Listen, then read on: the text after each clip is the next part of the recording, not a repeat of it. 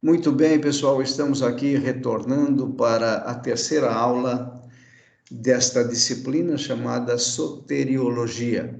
E vamos progredir um pouquinho mais hoje. Estaremos falando sobre santificação, uma doutrina importantíssima para a igreja e muitas vezes não tão conhecida, não tão bem explicada. Então, a nossa intenção nesta aula é exatamente trazer toda a revelação que Deus, toda a revelação não, pelo menos uma boa noção daquilo que Deus tem para nós a respeito do que seja santificação dentro do plano redentivo de Deus para o homem. Então, a disciplina é soteriologia. O objetivo dessa disciplina, como eu tenho apresentado sempre, é identificar a doutrina da salvação como a providência de Deus em resgatar o homem da escravidão do pecado para um relacionamento eterno com o Criador. Então, santificação, parte 1. Antes de entrarmos propriamente na santificação, é importante nós conhecermos esses dois termos aí que são usados nos meios teológicos, principalmente diferenciando aí a posição calvinista e a arminiana com relação a esses termos. Então, monergismo versus sinergismo. Não sei se vocês já conhecem esses termos, mas como nós vamos falar de santificação, nós vamos ter que tocar nesses termos. Então, para embasar melhor o conhecimento de vocês, eu vou conceituar esses dois termos. Então, vejam aí, a palavra monergismo deriva do grego, e significa trabalhar sozinho, ou trabalho de um. Tá? A ideia de mono no grego, é um único, ok? Ergismo aqui é de ergos. Ergos significa trabalho, obra, né? Então, essa palavra monergismo significa que é uma pessoa única trabalhando em prol de alguma coisa, tá? Então, deriva do grego e o termo realmente é melhor traduzido significa, então, trabalhar sozinho. Então, quando fala-se em monergismo, nós vamos entender que alguém está trabalhando sozinho para que algo aconteça, tá bem? Então, guardem esse termo por enquanto, que a gente vai usá-lo ainda mais durante essa aula. Então, monergismo, falou esse termo, significa que alguém está trabalhando sozinho, sem o auxílio de alguém ou sem o auxílio de outra pessoa. Isso é um monergismo. Agora, o sinergismo é a doutrina oposta ao monergismo. Então, o significado da palavra sinergismo transmite a ideia de trabalhar junto. Então, essa ideia aqui, né, esta preposição sim no grego significa seria uma cooperação. É a mesma ideia de simbiose. Tá? Nós sabemos que alguns seres vivos, eles vivem uma relação de simbiose, um depende do outro. Tá? Então, no sinergismo, há um trabalho junto. Então, se um trabalha, o outro também está trabalhando. E ocorre, então, uma sinergia. O termo sinergismo é muito conhecido no meio secular. Então, nas empresas, vamos supor uma empresa com 100 funcionários. Cada funcionário tem o seu conhecimento específico em determinada área. Então, vamos supor que um funcionário tenha bons conhecimentos na área de publicidade, outro funcionário tenha bons conhecimentos técnicos a respeito de um produto, outro funcionário seja excelente, tenha suas habilidades na área de vendas. Então, quando você soma essas habilidades, você tem uma sinergia. Então, no meio secular, a sinergia é algo buscada e importante para o bom crescimento da empresa. Então, sinergia é um trabalhar junto, tá? É um trabalho cooperativo.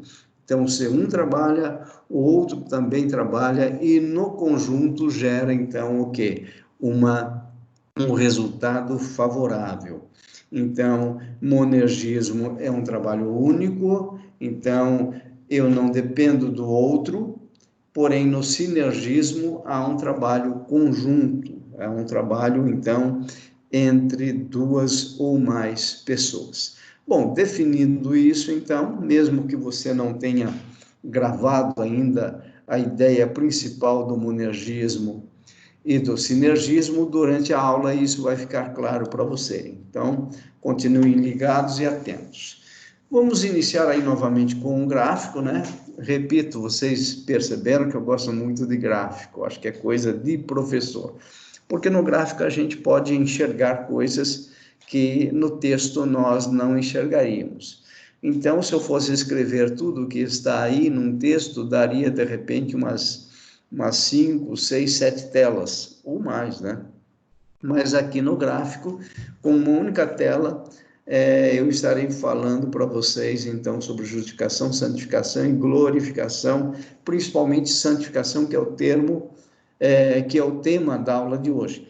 Então, o que eu coloquei aqui? Que a redenção, ela envolve, no mínimo, essas 3 ações divinas no eleito, no crente, naquele que creu, naquele que respondeu ao chamado do Espírito Santo, porque como nós temos visto até aqui, quem convence o homem do pecado, da justiça e do juízo é o Espírito Santo e não o próprio homem que reconhece a situação de pecador e busca a Deus. Então a salvação sempre é unidirecional, é de Deus para o homem, jamais o homem, depois da queda, por causa da depravação total, jamais o homem tem essa capacidade de se voltar para Deus e buscá-lo, pedindo clemência, pedindo para que Deus o salve. Isso não acontece porque a queda o depravou, o homem não tem mais condições de buscar o auxílio de Deus por causa do pecado original. Então, o pecado original sempre vai levar o homem a fugir de Deus, a desviar-se de Deus. Por isso é que Deus precisa vir até o homem. Então, ele redime. A redenção, como nós já vimos, é aquela ideia de compra, de resgate. Deus, então, nos resgatou, nos comprou. Lembram do automóvel enferrujado, que nós falamos em aulas anteriores? Então, nós éramos esse automóvel enferrujado sem nenhum valor e Deus nos comprou. Mas Deus não comprou para nos manter enferrujados. Deus, então, ele compra, né? Vamos imaginar que nós estávamos num terreno baldio, né? Como um carro enferrujado, pronto para ir para o lixão, vamos dizer assim, né? Pronto para ser queimado, pronto para ser destruído, pronto para ser condenado. Deus vai lá naquele terreno baldio e nos compra e paga com preço de sangue. Então, a redenção é exatamente isso. Deus nos comprou através da obra expiatória do seu Filho Jesus Cristo na cruz do Calvário. O preço da redenção, como nós falamos, foi o preço de sangue, né? Não foi por ouro, prata ou algo precioso como as coisas materiais, mas conforme Pedro nos ensina, foi pelo precioso sangue de Jesus. Então a redenção é o resgate, é a compra. Então Deus comprou o carro enferrujado que estava no terreno baldio. Agora Deus vai trazer esse carro enferrujado para o seu terreno. Então, vamos imaginar o terreno baldio, era o império das trevas, e agora Deus trouxe esse carro enferrujado que sou eu, é você, é a igreja, é todos aqueles que responderam ao chamado da salvação. Deus traz, então, daquela condição de enferrujamento e traz e coloca na sua sala. Imagine, então, Deus como sendo um grande rei que tem um palácio e o palácio está brilhando 100% limpo. Então, Aquele local onde nós estávamos era o império das trevas e Deus nos colocou agora debaixo do seu império, tá? Debaixo, então, do império de Jesus, tá? Um império de luz, um império de limpeza, de purificação, de glorificação. Muito bem, quando Deus, então, nos comprou pelo próprio sangue, e o valor pago foi altíssimo, agora ele vai iniciar um processo de restauração. E dentro desse processo de restauração, nós vamos conhecer, então, a justificação, a santificação e a glorificação. Então, aquele automóvel enferrujado que entrou na sala do rei, uma sala purificada, limpa, santa, ok?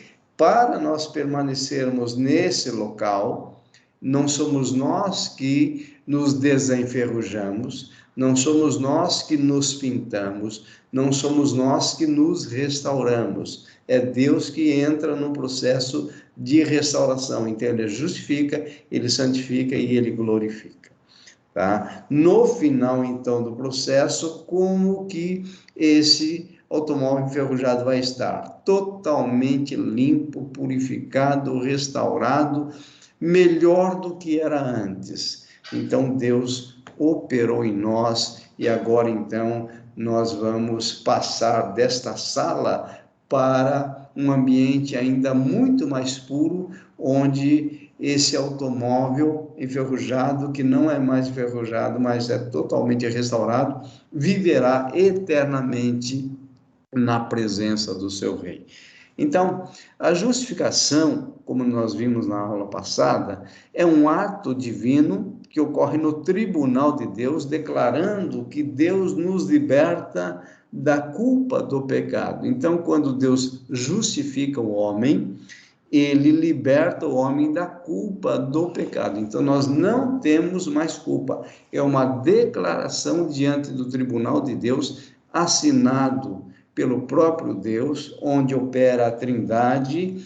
Como eu disse, o Pai deseja resgatar, o Filho cumpre o preço do resgate.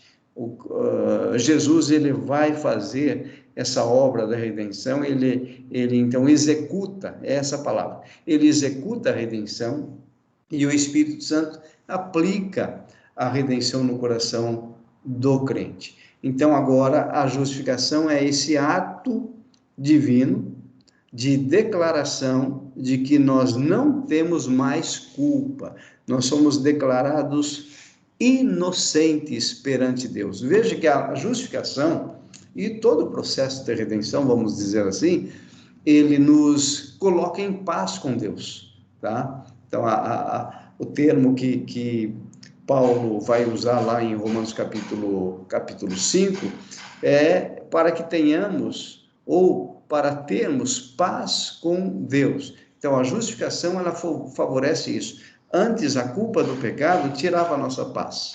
Porém, agora, justificados com uma obra exclusiva de Deus, Deus nos liberta dessa culpa e nos declara inocente. E porque nós somos inocentes, não seremos mais condenados, conforme Paulo nos revela em Romanos capítulo 8. Nenhuma condenação mais há para aqueles que estão em Cristo Jesus. Então, Jesus, ou melhor, o Pai no Filho, nos redime e nos justifica. Então, a justificação ocorreu quando? No passado.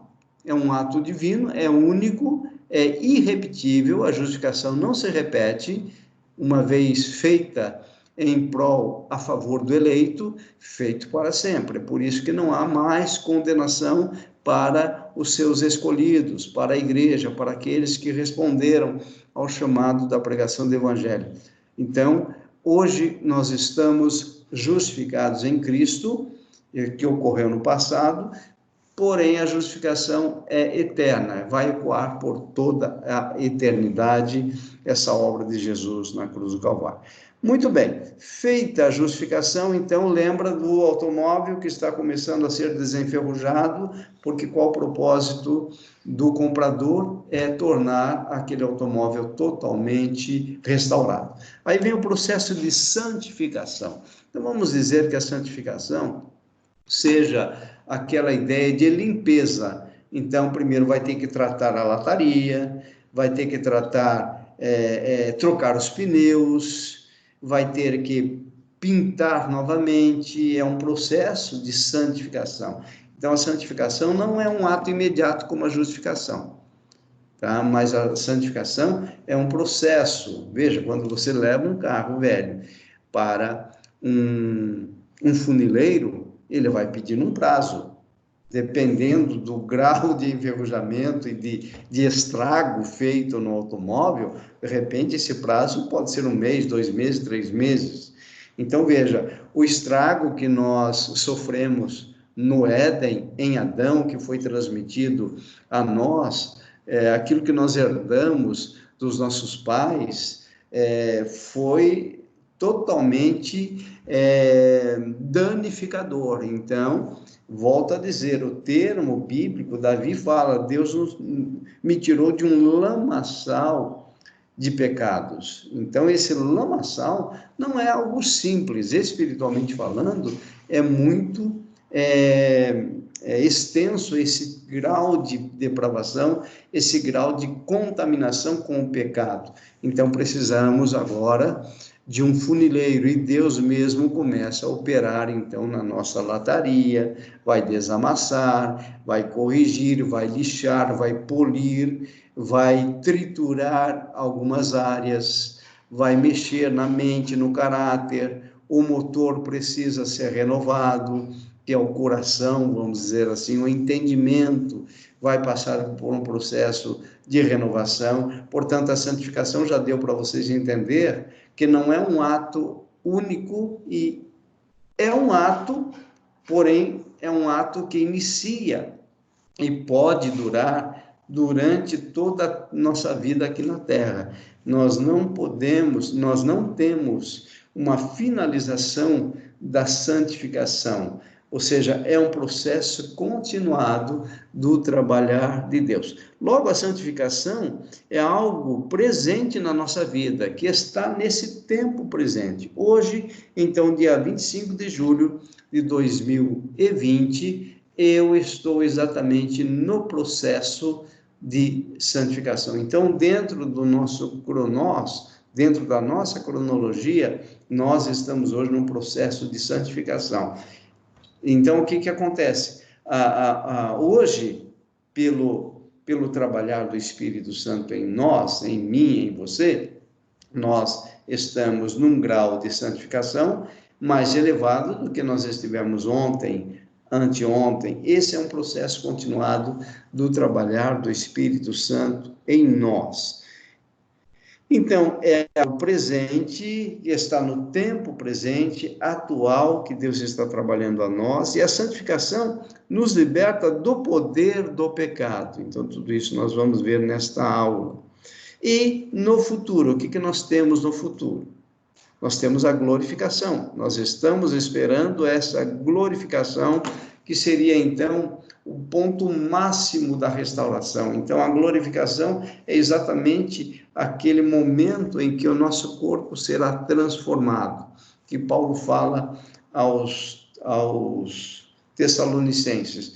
No momento, num piscar de olhos, nós, os vivos, quando Jesus voltar, no soar da trombeta do arcanjo, nós seremos transformados, ou seja, o corpo corruptível será transformado num corpo incorruptível. Esse é o processo imediato de glorificação. Então, já fomos justificados, passamos pelo período de santificação, pelo trabalhar de Deus, e no momento, então, do arrebatamento da igreja, nós que estivermos vivos, seremos, então, transformados. E isso receberemos um corpo glorificado, para então entrarmos na sala das salas do trono de Deus, que é a eternidade na sua presença. Então, o que nós temos? A glorificação como sendo também um ato, um acontecimento imediato, enquanto que a santificação é um processo, a glorificação é num piscar de olhos. Os que morreram em Cristo ressuscitarão primeiro. Esse é o termo que Paulo ensina. Porém, nós, os que estivermos vivos, também seremos transformados imediatamente. Hoje eu estou com um corpo corruptível, tá? Suscetível a enfermidades, a doença, ao envelhecimento, né? Tanto é que vocês podem ver aí meus cabelos brancos, barba branca, isso é um processo natural de envelhecimento. Por mais que a gente use produtos para mascarar situações como a velhice, não tem como, porque dentro do nosso DNA está o código do envelhecimento, e isso vai acontecer naturalmente. O que nós podemos é nos alimentar melhor, ter uma vida menos sedentária, para então nós termos uma qualidade de vida maior. Porém, o corpo é corruptível e está suscetível a todas essas coisas. Portanto, a eternidade não é aqui. Por isso que a teologia do triunfalismo e outras teologias aí, elas não têm base bíblica, elas são como um castelo de cartas. Quando você puxa uma carta, desmorona toda aquela doutrina. Então, quando a gente entende todo esse processo e o trabalhar de Deus, nós vamos entender, então, a questão bíblica de como Deus está trabalhando em nós, tendo em vista a glorificação e a eternidade na sua presença. Então, nós não passaremos a eternidade com este corpo, mas com o corpo glorificado. Então, a glorificação não ocorreu ainda, a não ser a glorificação de Cristo. Como nós sabemos, Jesus morreu, ressuscitou, já com o corpo glorificado. O mesmo vai acontecer conosco, tá? Se não formos glorificados em vida, no momento do arrebatamento, passaremos pela morte, porém, no dia no momento da segunda vinda de Jesus, a Bíblia vai nos mostrar isso, que nós então ressuscitaremos com Cristo, os crentes em Cristo. A ressurreição nada mais é do que a volta, né, da união da alma com o corpo, e aí viveremos eternamente na presença de Deus. Então, a glorificação nos liberta da presença do pecado. Olha só, então voltando aqui, justificação nos liberta da culpa, santificação do poder e a glorificação da presença. Então, agora vamos especificamente entrar na santificação, e a glorificação fica então para a próxima aula. Dando então prosseguimento aqui, vamos lá. Definição da palavra santificação. Então, as palavras santificar, sagrado, santo, são traduções da mesma palavra grega, que significa, no grego, como você pronuncia essa palavra, hagios, hagios. Então, esse H aí tem esse som aspiralado, como house no inglês, tá? Então, hagios é, então, o termo usado para santificar, para santo, para consagração, consagrado, né? Ou sagrado, significa essa palavra hagios. Então, santificar, quando você vai no texto grego, é a palavra hagiadzo, tá? Hagiadzo. Essa é a palavra no grego. Sagrado é hagios e santo também é hagios. Na verdade, a raiz dessa palavra santificar, sagrado e santo é a palavra grega hagios. Então, o que significa a palavra santificação? Significa estar separado exclusivamente para Deus, visando a um serviço espiritual. Então, o processo de santificação em nós é porque Deus almeja, Ele quer realizar em nós, então, a questão da santificação. É uma separação. Então, santificado significa separado. Para a gente ilustrar aí, vamos imaginar 2 recipientes de 5 litros. Imagine 2 recipientes de 5 litros, 2 latas, por exemplo, de 5 litros. Uma lata você vai separar para a troca do óleo do seu automóvel. Então, todas as vezes que você vai trocar o óleo, você abre lá aquele parafuso do motor e o óleo é despejado, então, nessa lata que está para uso exclusivo do óleo queimado do carro, tá? E imagine uma outra lata, um outro recipiente, também de 5 litros, com a função de você colocar água pura, água limpa, água para você beber, tá? Portanto, uma água totalmente potável. Então, você separou para colocar água potável. Então, essa separação para colocar água potável, o uso exclusivo daquele recipiente vai ser para colocar água potável, água limpa para você tomar a água.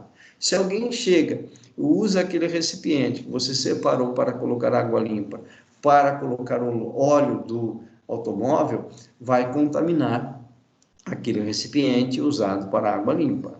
Dá para entender? Então, essa ideia de santificação é Deus nos separando para Ele colocar água limpa em nós. Somos vasos de honra. Então, tudo que Deus vai trabalhar em nós, o nosso caráter, a nossa mente, a nossa fala, nosso comportamento, nossas atitudes, é um processo de santificação, porque Ele nos pretende usar para a glória dEle. Deus não vai usar um vaso contaminado, sujo, tá? Para comprometer a própria palavra dele. Então, a intenção de Deus no processo de santificação é para que nós sejamos usados como instrumentos para um serviço especial, de uso exclusivo de Deus.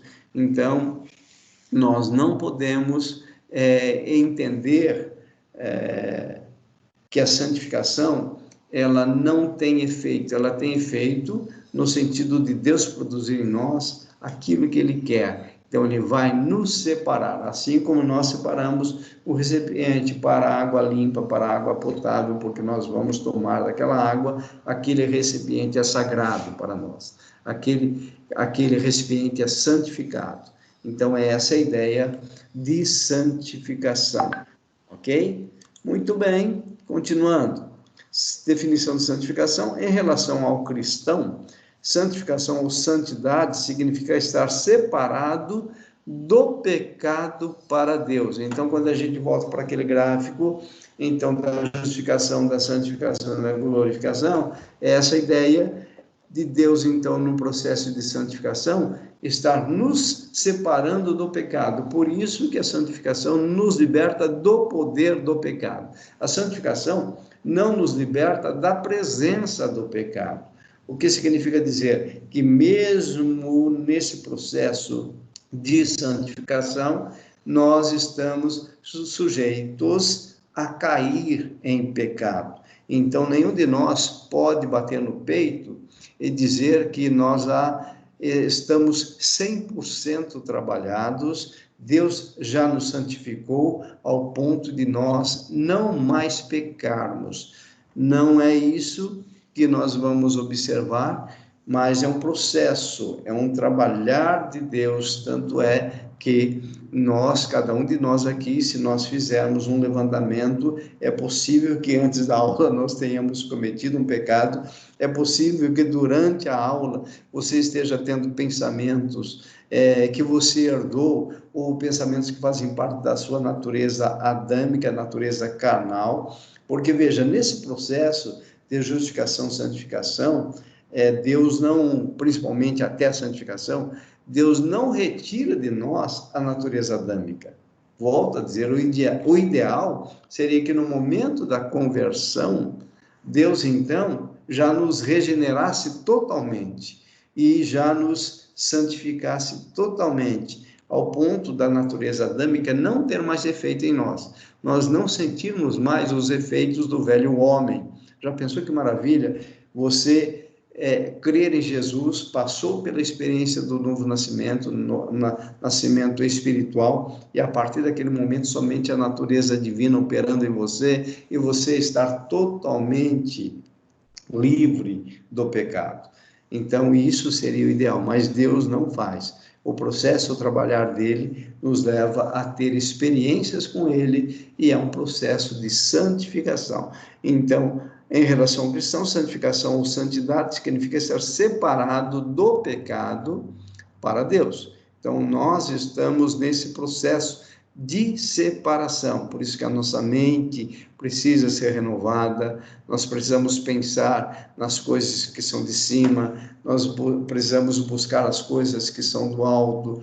Então, a Bíblia vai nos mostrar que dentro do processo de santificação entra o trabalhar de Deus através do seu Espírito, porém entra também o trabalhar do homem. Então, é aí que vai entrar o conceito do sinergismo na santificação, mas nós vamos explicar isso na parte 2 desta aula.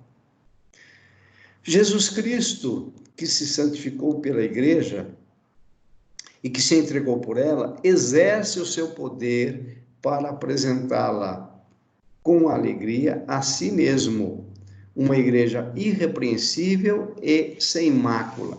Então, qual é o processo do trabalhar de Deus? Veja, Jesus está também exercendo um poder de santificação em nós. Então, a santificação ela ocorre por ação do Espírito Santo e mediante a obra de Cristo.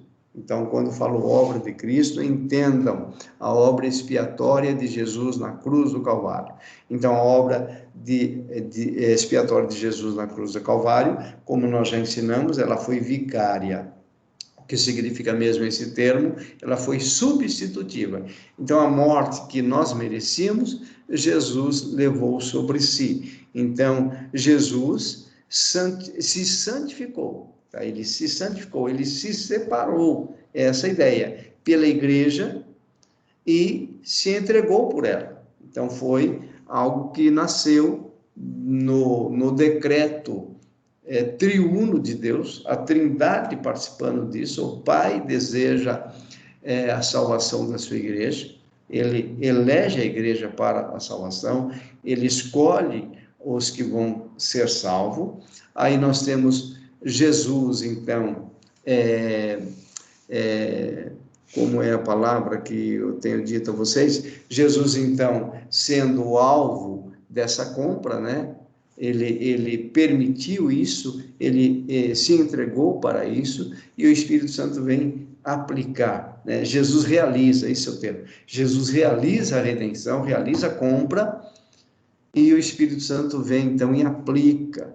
Então, nós temos aí, na verdade, a Trindade operando na santificação. Então, ele exerce o seu poder para apresentá-la, para apresentar a igreja, para separá-la a si mesmo. Então, esse é o propósito de Deus. Jesus, na presença, então, ou juntamente com o Espírito Santo, trabalhando no homem. Então, a divindade trabalhando no homem, trabalhando na igreja, para apresentá-la a si mesmo como uma igreja irrepreensível, uma igreja irrepreensível e sem mácula, sem mancha, essa ideia.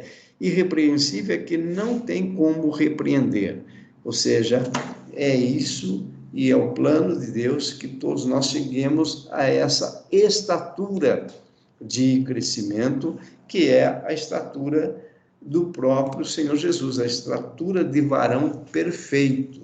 Então, quem está operando isso em nós, e quem está realizando isso em nós, é o Espírito Santo de Deus, juntamente com o Senhor Jesus. Então, a santificação liberta-nos do poder do pecado, e então, na parte 2, agora, nós vamos fazer um estudo mais expositivo, em Romanos capítulo 6, de 1 a 14. Tá? Então, nós vamos verificar que a santificação envolve saber, considerar e oferecer. Então, o que significam esses verbos, como que eles vão ser trabalhados em nós, para que nós cheguemos, então, a esse grau de santificação, ao ponto de Deus nos libertar do poder do pecado. Então, assim, nós encerramos essa primeira parte, vamos dar um intervalinho aí de 10 a 15 minutos, e nós retornamos logo mais com a segunda parte desta aula, com a parte 2, tá? Sobre santificação. Aqui apareceu justificação, porque eu falhei na hora de mudar aqui, com certeza, mas a aula 2, que é a santificação, e a aula 3, na verdade, santificação, e a parte 2 voltaremos logo mais, então, para dar continuidade a esse tema importantíssimo.